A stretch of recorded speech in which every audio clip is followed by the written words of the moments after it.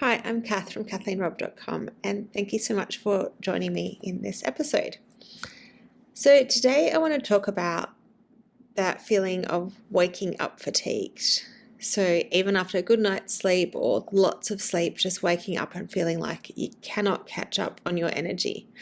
And this is something that's really important because it's one of the really common reasons why people go and see their doctor or their naturopath or whoever their health practitioner is.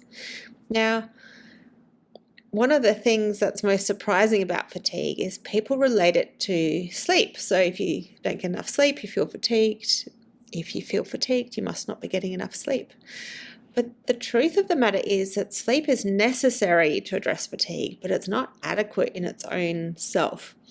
And a lack of sleep or poor sleep is not the only reason why we might be feeling fatigued. So a lot of people just try and get more and more sleep or better sleep when they are constantly tired, but they never seem to get on top of their fatigue. And that's because while sleep is essential, it's not addressing that cause. So today what I wanted to talk about was some other reasons other than poor sleep or lack of sleep that may be leading to fatigue. This isn't an exhaustive list of things. It's just really to start looking at the idea that there might be something else happening that needs addressing in order to not feel fatigued. So first of all, a little bit about my story with fatigue. So many years ago, back in my 20s, I was really tired a lot of the time. I would wake up feeling like I was hit by a bus. I was fatigued most of the days. My energy would go up a bit and then trough. I was wired at night time and couldn't get to sleep. So my energy levels were all over the place, to the point where even if I was getting a decent night's sleep, I would drive home from work at a normal hour, like 5 p.m, and feel like I was going to fall asleep on the way home and feeling like, do I need to pull over for a nap on the ride home from work? So I understand that how debilitating and frustrating long periods of fatigue are, and how it can feel like there's no obvious answer. So that's why I wanted to talk a little bit about it today, and it's something that's been asked for by my lovely people out there, so thank you for those who listen and read along, and something that's really important to look into. So we never want to ignore fatigue, even though it feels like a vague symptom or like not that bad because you can push through it or whatever. We don't want to ignore it because it is still telling us something about our health. So a few of the things that could be happening and that are worth checking out, in amongst other things, one of them is sleep apnea.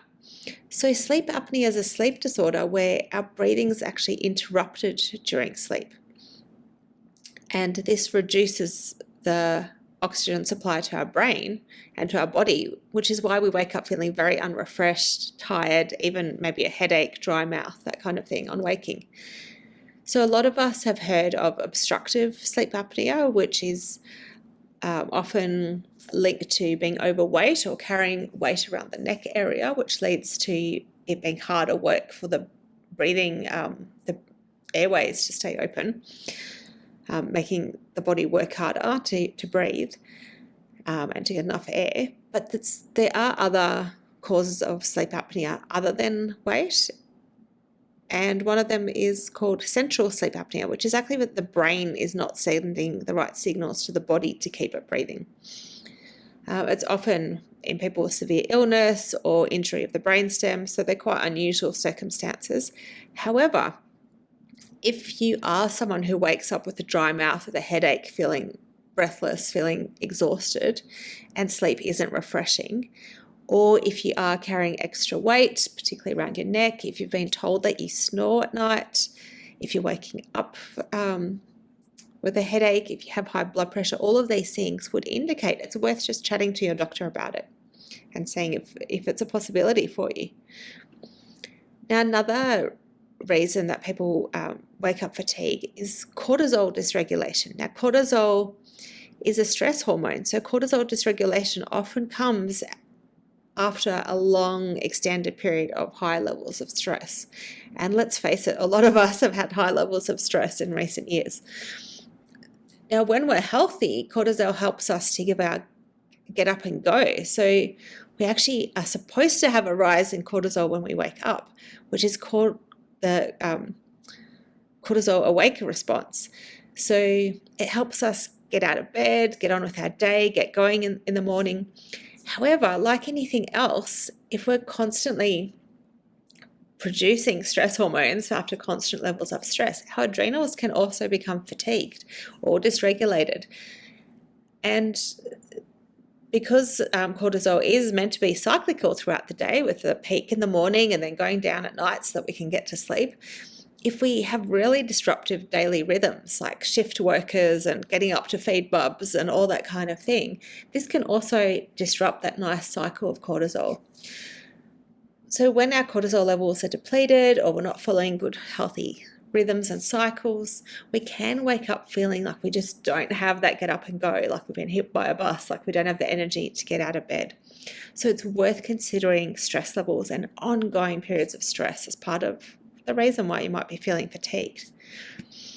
Now, of course, we get energy from our food. So two of the main nutrients that we get energy from are iron and vitamin B12.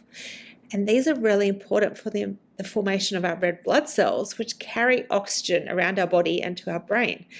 So understandably, if we don't have really good red blood cell production and enough B12 and enough iron, then we can easily feel out of breath because we're not having that oxygen circulated, and we can feel exhausted after the slightest exertion and even tired when we wake up. So it's really important, particularly with iron, to get this tested and not just guess that that's what's happening to you, because having iron supplements, if you don't need them, can be quite dangerous and harmful to the liver. So for those who do have inadequate iron or B12, it can lead to a lack of red blood cell production, which is called anemia, and this can show up as paleness, including like if you look inside your gums and the conjunctiva of your eye, it can be really pale instead of healthy deep pink color. Lips can get really pale. We can feel short of breath, we can feel weak, we can feel worse after exercise. So anemia is more common in women who might have heavy periods. If people have digestive disorders, they might have either gastrointestinal bleeding or a lack of the ability to absorb B12 and iron, such as in unmanaged celiac disease or gastritis, those sorts of conditions, or those who have a vegetarian or vegan diet. So if any of those ring a bell for you, it's worth checking out if you could have inadequate iron and B12 levels. And this is a simple blood test, so easy enough to find out. And there are other nutrients in the diet which are really important as well. So I don't know, this is where I get a little bit nerdy. Have you heard of mitochondria? The mitochondria are little energy units they're like little energy factories inside our cells, and they are responsible for turning the macronutrients, the carbohydrates, proteins, and fats in our diet into energy. So we all hear that we get energy from our foods, like through carbs, fats, and proteins, but this isn't done just through the carbs, fat, and proteins. It's with all the other nutrients that provide the chemical reactions in the mitochondria for this to occur. So some of these nutrients that we need to create energy out of our food are CoQ10, all the B vitamins, carnitine, magnesium. So there's a lot of nutrients involved, and this indicates that we need a really nutritious diet to get the cofactors that our mitochondria need to turn our food into energy. So if we're eating a lot of processed foods where all the vitamins and minerals have been taken out, we might eat as much calories or carbs as we want, but not get the energy from it because we're just not able to convert those carbohydrates into the feeling of being energetic. We also need really good digestion and absorption, because once again, we could eat all the right foods, but if we're not absorbing them, then we're not getting the nutrients out of them. So it's difficult to measure some of these nutrients at the GP, because there's not really a good blood test for everything. what would be more useful if you feel like maybe my diet isn't really nutritious enough, and do I know how to get all those nutrients? It'd be really useful to chat to a nutritionist or a naturopath, and just see how your diet measures up and see if you're getting the nutrients required for your mitochondria to actually make energy in the first place. And it's worth as well, like there might be areas in your diet where you know you could improve and you know you could be more nutritious. So have a look yourself at the quality of your diet if your energy is flagging. Another thing that often gets overlooked with fatigue and low energy levels is thyroid dysfunction. Now, even before our thyroid function lowers enough to cross over into an actual diagnosis, it can produce symptoms of fatigue, brain fog, and mood changes. So you might be told that your thyroid levels are okay. Get it, if you have a blood test at the doctor's and it comes back in a normal range, but it could still be, it could either be suboptimal or could be lower than your body is used to. So there could still be a change in your thyroid function, which would lead to a feeling of fatigue, even if it's not actually diagnosable with hypothyroidism. So because those initial blood tests can miss the effect of thyroid on fatigue levels, it's worth seeing a naturopath or nutritionist in addition to having that checkup at your doctor, just to really get at the bottom of it. And low thyroid function can show up with symptoms such as weight gain that's difficult to budge, fatigue, feeling cold, and it can particularly be more risky in those who have autoimmune conditions or autoimmune conditions in their family or thyroid conditions in their extended family. It's just worth getting checked out, particularly women and women like myself who are in their 40s plus and may start to feel like it's harder to shift weight, they have less energy, their mood is changing, even if it feels a bit subtle and hard to pinpoint. It's really just worth screening it out. Now, another thing that comes up quite a lot that people aren't always aware of is blood sugar dysregulation. So it's really frustrating sometimes, like in the case of the thyroid function we just talked about, where our culture talks about health in on and off terms. Like, for example, with blood sugar, someone will be labelled diabetic or not diabetic, have diabetes, not have diabetes, as if there's nothing in between and it's just one or the other. But we can actually go a long time, particularly in the case of type 2 diabetes, which has more of a lifestyle implication. We can go a long period of time eating a high carbohydrate diet or processed foods or overeating to our body's requirements and having spikes in blood sugar, followed by this overzealous attempt by our body to manage that blood sugar and get it under control by producing lots of insulin, which then causes a drop in blood sugar and that feeling of crashing. So this presents as that feeling of being really tired in the mid-afternoon and having a slump after lunch and craving sugar, craving carbohydrates, that general feeling of fatigue and just, so hard to get going, feeling out of control around food, like appetite seems insatiable. If your fatigue presents like this, then simple blood tests and a chat with your health practitioner can really determine how well your blood sugar is being managed. If you have diabetes in the family, autoimmune issues personally or in your family, if you have a history of eating lots of carbohydrates, large meals, snacking, these can all indicate that blood sugar regulation is worth checking out. The other thing which not everyone is aware of when it comes to fatigue is the side effects of medication. So medication can be really necessary to treat illnesses and dysfunction, chronic issues, pain, all sorts of things going on in our health. And it definitely has a place in amongst our health tools. So this isn't about being anti-medication. However, it's important to understand that any medication, even natural ones, even just supplements, anything at all that we take can have a side effect. And for some medications, that side effect may be fatigue. So if fatigue has developed for you since starting a new medication, or if you have taken medications really long term or take multiple medications, this is really worth considering as a contributing factor. Now, some medications, as part of the way they work, they may change our neurotransmitter production. Others create gradual depletions of nutrients needed to create energy, such as various B vitamins or magnesium. Some block chemical pathways that are part of energy production, like some medications block the pathway to create our own CoQ10.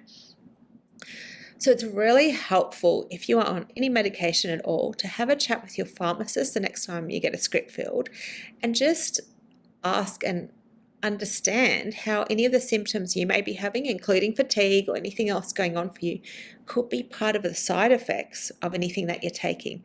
This wouldn't mean stop taking it, but it would be something that you can take back to your health practitioner and say, hey, I'm experiencing this.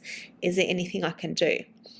And certainly nutritionists and naturopaths, one of the things that we can do, if someone is on a medication, we can look up if that creates any nutrient deficiencies by the way that the body metabolizes that medication, and supplements. It doesn't ever mean coming off. It might just be, hey, you might be low in B vitamins. Let's supplement that for your energy levels.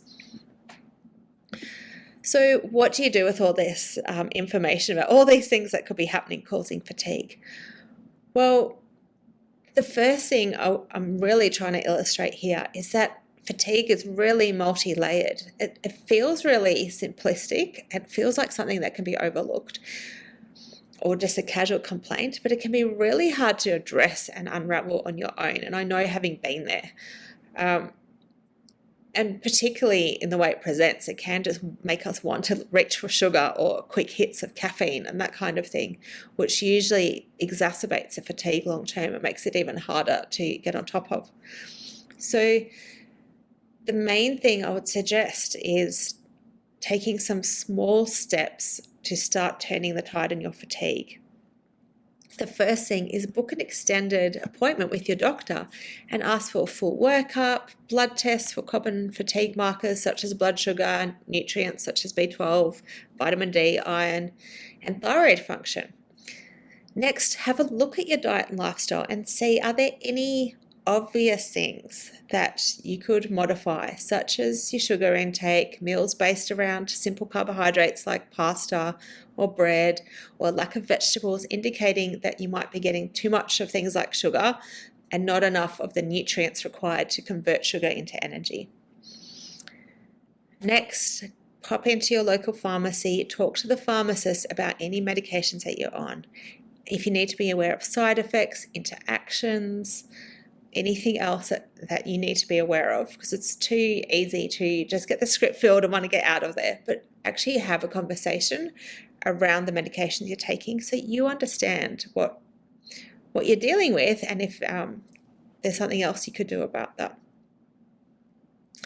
I'd also highly recommend that you book an appointment with a nutritionist or a naturopath, such as myself, to discuss your lifestyle and your diet and how these may be impacting your levels of fatigue.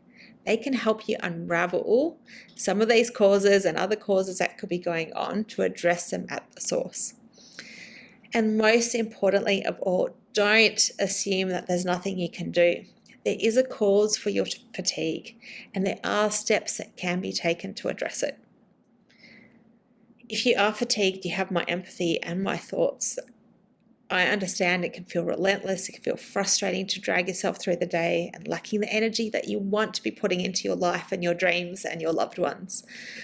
But don't resign yourself to feeling this way. I'll look back now and I have more energy when I'm close to 50 than I had in my early 20s. So don't resign yourself and think this is just how it's going to be now. There are steps to take to address your fatigue. There are small steps you can do each day to turn the tide and build momentum to get a whole new level of vitality. So I hope one day, like me, you will look back at this time and say, I have so much more energy now than I did back then. You can do this. Bye.